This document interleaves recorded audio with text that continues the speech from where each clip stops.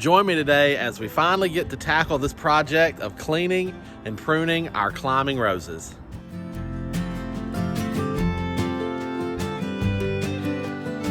What's up, everybody? Welcome back to Horticulture Geek. I'm Ray. Thank you so much for joining me today here on the channel. And for those of you who have followed my channel, you know that this video is just a little bit past due. The flu bug went through our house and I was sick. And then we had freeze and there was ice everywhere. And so I've just not been able to get out here and get this project done until today. So we are going to get this rose bush tackled. Now we're going to tackle several things with this particular rose bush today. This is a Zephyrine Druin climbing rose, and it is one that I have tried to train to grow across the top of my fence. And as you can see right now, it is not across the top of my fence. So I have got to prune it, get rid of all of the foliage that's left on it, and then I've got to put new supports along the fence and get the rose bush attached back up to the fence. Now, why am I going to defoliate this rose, take off all the leaves? It is because I am in zone 7B8A, Central Arkansas. It is hot and it is humid here in the summer, and all of our roses here struggle with black spot, powdery mildew, and other issues that affect rose bushes. All of those bacteria, viruses can harbor over, can find places to live in the foliage. So I like to, on roses like this, take every leaf off when I do a good prune. I'm gonna prune most of these branches away. I'm just gonna leave my good lateral primary shoots that the rose will then resprout from, so that I am getting rid of as much of the old stuff as possible, so that if there is any bacteria or viruses on this plant, we're hopefully going to get rid of most of that, so that this year the plant can start over. And now it will still deal with these issues. The issues will find the rose bush, but if we can get it off on a good start, then it's going to be all the better for the plant. Now, pruning a climbing rose bush is pretty simple. It's like pruning anything else. We obviously want to use our 3 Ds. So dead, diseased, or dying. So if we are looking at a plant, those are the 3 things that we're going to just start with off the bat. Is there any branches on this plant that are already just dead? They need to go. Are there any branches on this plant where I can see visible signs of disease? There's issues going on. They need to go. And then dying.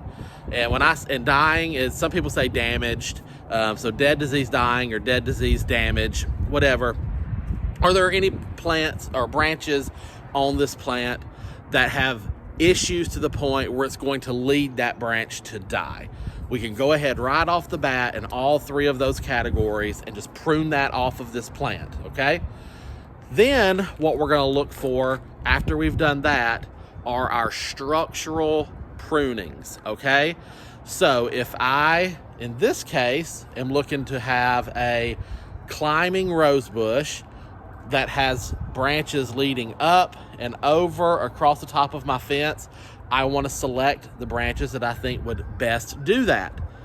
If there are any branches that are not going to accomplish that goal and I can't really work them in anywhere else, then those would also be candidates for removal from this plant. If I have, if not a traditional plant, if I have a plant that has branches crisscrossing and the branches are rubbing each other, that's not good or healthy for a plant. So one of those would need to go, so that the one that remains would not have any rub or damage created by another branch. So we're looking for all of those structural issues to help us get this plant into the shape that we are trying to achieve. So hopefully that makes sense. Let me flip this camera around, and we're actually going to kind of get up into this bush and let you, or this vine, this rose bush, and let you see what it looks like. Okay, so here is our rose. And you can see I've got a little trellis here that it started on. But here's what I want you to see about a climbing rose like this. How climbing roses predominantly operate is they have what's called, and we can just look at this example right here, a primary cane, okay? And then from that primary cane, our lateral branches come off of that. So as you can see, we've got our primary cane and lateral branches coming off all the way down. I am going to prune, for a climbing rose only, every one of these lateral branches off.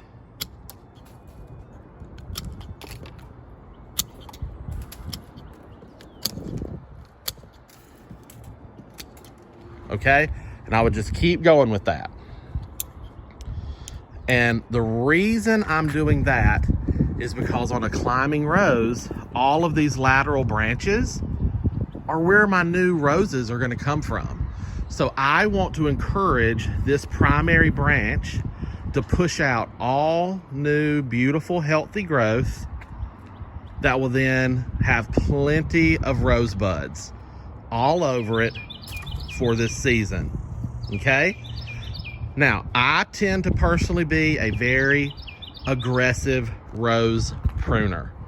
Some people do not like to aggressively prune their roses, and that may be for several reasons. One, their location, or just their comfort level. So you do whatever your comfort level says you should do, okay? And if you have a trusted gardener friend or a garden center locally to near you, and you live in a different area from me, then your pruning recommendations may be completely different than what I'm doing here.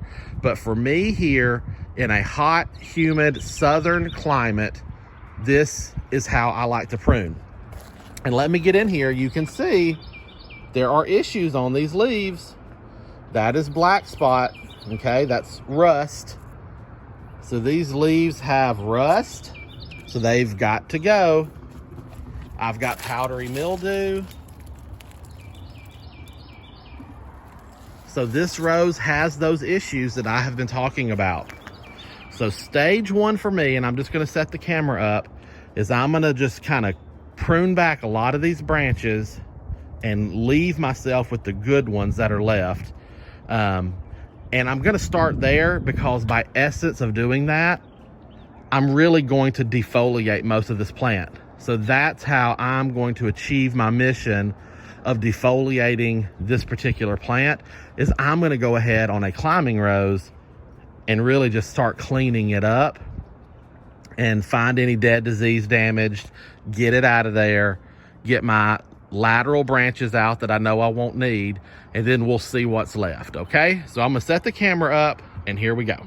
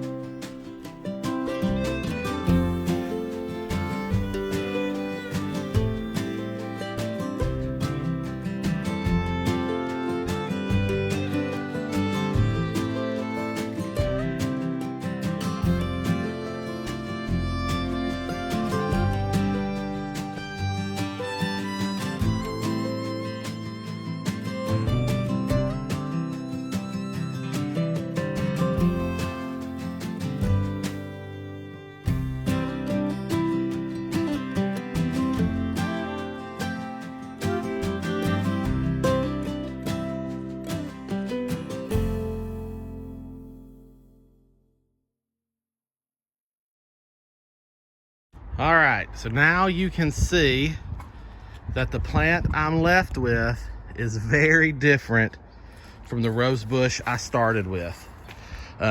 All growth that was coming out this way over my walkway was removed. There was some growth that was trying to go back behind the fence into the neighbor's yard. It was removed. So those were those shaping cuts that I needed to make. I did find a couple of dead branches in there, got those pulled out. But most of it was accomplished with just getting those lateral branches off and taking everything back to my main cane stems. Now again, let me say, this is a dramatic prune. It works for me. It may not work for you, okay? I don't want you going and butchering your rose bush and it die on you and you blame me for that. But for me and my situation, this plant needed it, and it's gonna be just fine when it branches back out, okay? Because these stems will push all new growth and it'll be just fine. So now I'm at the stage where my pruning is pretty much done, and I need to get some new anchor points set in this fence so that I can attach these main canes to the fence so that we can get this thing back attached and get it growing again across the fence line. So that's our next step. Okay, so for this part of the project, I'm just gonna be using a drill with a drill bit. And then I went out and bought some hooks, okay? Not the most glamorous or prettiest thing, but these should be big enough that they will bite into that wood and create a solid anchor point that I can then attach my rose canes to, okay? So that's all I'm looking for here. You can definitely find less obtrusive or smaller hooks than these, but I wanted to just go for something economical and that would really ensure that I was going to get the job done. So now I'm just going to go over here and I'm going to put some hooks in my fence so that I can attach these to the fence. Now keep in mind that I'm going to try to do this into the actual framing of the fence. And whatever structure you're growing climbing roses on, if you're going to do something similar to this, you just need to make sure that you are actually getting your hooks into something appropriate for the size of hook you have. This is obviously way longer than the width or the depth of a fence picket, so putting this through a fence picket is going to be absolutely pointless. I'm going to need to get these into the actual supporting 2x4 structures of the fence. So keep that in mind if you're going to try to do this project for you, whatever situation you're working with. And you may be in a situation where you don't need to do anything like this at all. You may have a rose bush growing up the side of a fence, picket fence, or like a chicken coop, where you can just kind of weave it through structures that existing, and you don't need to add support hooks, okay? But this is just how I'm going to do it. So I thought I'd show you how we're doing. Here we go.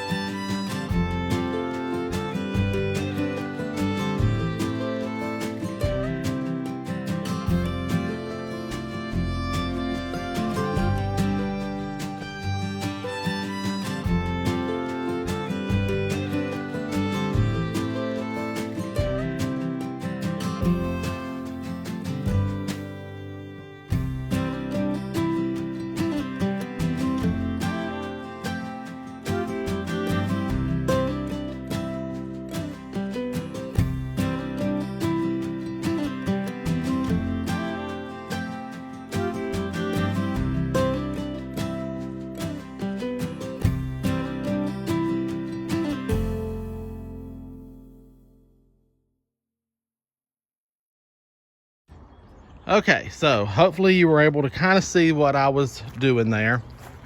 But if I get up close here, you can see that I have got my hooks into the wood here. And look what else I did. I put this hook facing up, but then I put this hook facing down to catch that branch. And then this one back up, okay? So that I'm letting the hooks maintain that cane. Now, on top of my fence, I already had these in place. I have some appropriately sized screws for this fence board, and I've got some ties already on there. So I was able to take some of these branches that I want to take high and lash to those screws there. I did put a support in there to hold this branch in place to come over here.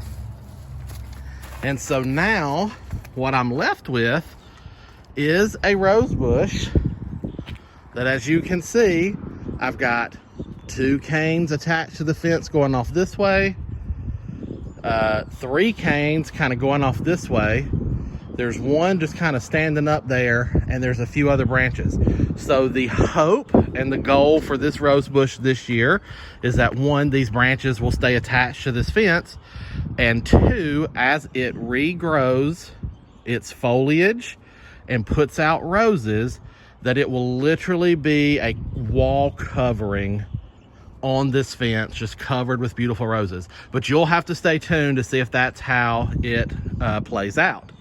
Now then, we've talked about this climbing rose.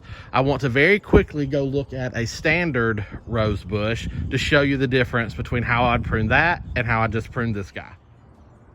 Okay, so here is a standard rose bush. This is just a shrub type rose bush. This is not a landscape rose. This is a more traditional standard rose variety.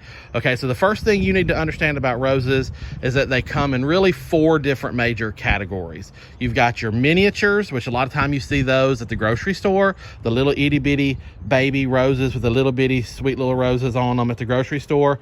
Those are miniature roses. Then you've got landscape and shrub type roses. I've got one right over there, which literally stay small, compact, shrubby, usually cover themselves in roses and stay blooming all summer long. Then you've got more standard rose bushes. This is what you typically see bare root at your big box stores, Walmart, Lowe's, Home Depot. Everybody's got them right now, bare root roses. You can buy nicer varieties potted up at garden centers. That's what this is. And then you've got the climbing roses, which I just talked about over there. There are a few other varieties in there amongst that, so if you're really into roses and horticulture, you'll know that there's more than that, but those really are the 4 major ones that most people deal with. Okay, now this rose right here is a standard rose bush. Okay, and let's look at it. You can see I don't really want to prune more than about 1/3 of this rose bush out at any given time. So I'm really going to focus on getting dead, diseased, or damaged out of there. I'm going to focus on getting sucker growth out of there. And then whatever's left at that point, if it still has foliage on it, or if it's just a bad branch for structure that needs to come out, I'll do that. The most important thing for roses of this type is air flow. The more airflow around each branch or cane you can provide, the healthier that branch or cane will be. So right here, you can kind of look in the center of this plant, and you can see that last year it shot up branch, branch, branch, branch, branch, branch. And you can see they're kind of reddy, got a red tone to their stem, whereas these have more of a woody brown tone to their stem, okay? All of those things are taking away the airflow from the center of this plant. So I'm going to prune a lot of that out, okay? I may not prune all of it out. If it's a good branch that makes the structure of the plant look good, I can leave it. But some of it is just trash growth that I can get out of there to open up this plant. Now look right here. You can see right here, I've got branches that are touching, they're rubbing, they're crisscrossing. One of those branches really needs to go. And since this branch is coming, and even though it's a bigger, healthier branch than this one, it's growing straight out to my patio. Well, I don't want a thorny rose bush or a prickly rose bush growing right into my patio. So this is the branch I'm going to remove here, okay? And then coming through, once that's all left, and like I said, really just making sure that the foliage is cleaned off on it and it's good to go. That's how I'm going to tackle this rose bush, okay? So hopefully that kind of clears up for you. That over there, the climbing rose that I did, again, very dramatic and harsh prune job on that. I own it, I admit it. Be careful doing it if you're not sure about it. This rose, I'm going to clean it up really well, but I don't really want to take off more than 1/3 of the plant at any given time. And I'm going to be much more conservative with it, because if I come in here and just prune everything back to the ground, there's a chance I'm going to kill this rose and it's not going to come back, because it's a different type of rose than a climber. So hopefully that makes sense to everyone.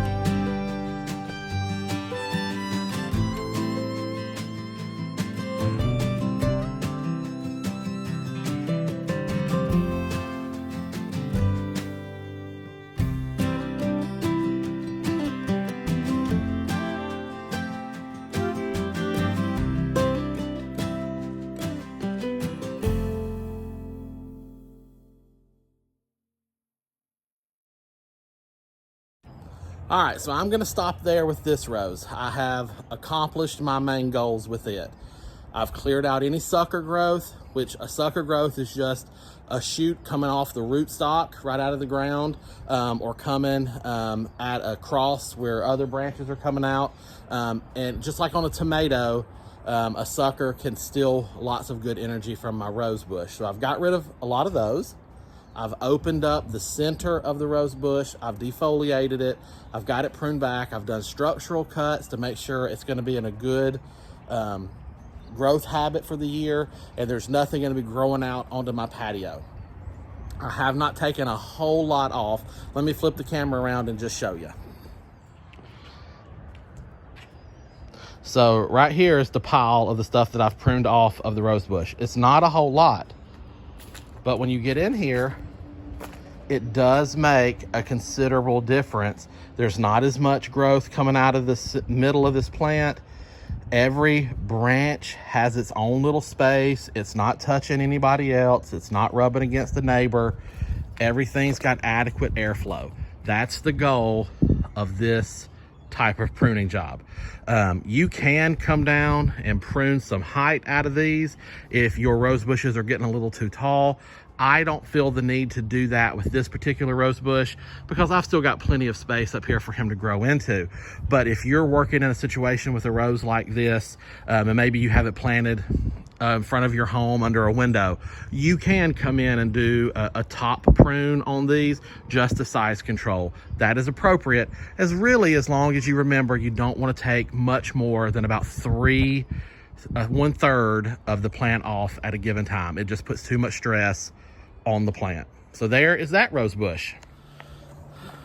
All right, guys, I've moved over here to where the lighting is a little bit better. Hopefully you've enjoyed today's video. I know it was kind of hard to see some of those things, but hopefully my camera did it justice, and you could kind of see what I was working with. So now is the time for most Southerners and some Midwesterners to start pruning rose bushes. If you are still covered in a thick layer of snow and ice, you probably aren't quite ready to do this particular job yet. But for Southerners, people where it's not quite as cold, February is the perfect month to get our roses pruned. You can, like I said, make sure you know the difference between your roses, because the 4 different kinds really need to be pruned a little bit differently. And you'll notice I didn't show you pruning my landscape rose. I don't really typically prune much on landscape roses other than to size control them if I need to. Typically landscape roses are bred to just be tough roses. Even if they get the funguses and stuff, it won't usually slow them down unless they get a super bad case of it. Now I do preventatively spray my roses, even my landscape roses, to help prevent these issues, right? But pruning them down and completely defoliating them is not really that necessary on a landscape rose. I find it necessary in my growing climate to do it for my climbers and my standards. So hopefully that's some good information for you. Now that I have pruned these and got them situated, I'm going to fertilize them. It's time to put a little nutrients around the soil, around my roses. I'm gonna use Rose Tone. That's what I like to use.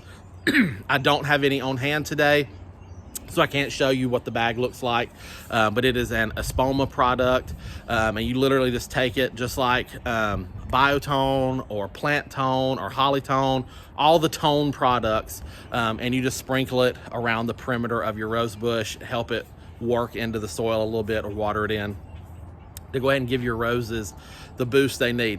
Because for us here in the South, in my growing area, these roses are fixing to break dormancy, and so they're going to need that food in the soil to really feed that foliar production that they're about to do and get those rosebuds set and forming for the year.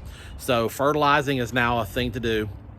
And then, like I said, I'm going to preventively spray these roses with a copper fungicide to help prevent any of the black spot, powdery mildews, and all that rust from that may be on those plants. I'm going to go ahead and preventatively spray them this week as well to help kill and deal with any of those issues. So now's the time for that as well.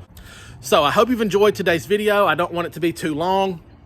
If you have any questions or comments, hey, leave those down below. If you are an expert rose gardener and you want to add something to this conversation, maybe you know something different for your growing area, feel free to throw those down in the comments as well. But again, I always recommend, if you're a beginner gardener and you're not quite sure what to do, go to your local garden center, join a garden club in your area. I'm in a garden club in my area. I love it. It's fun.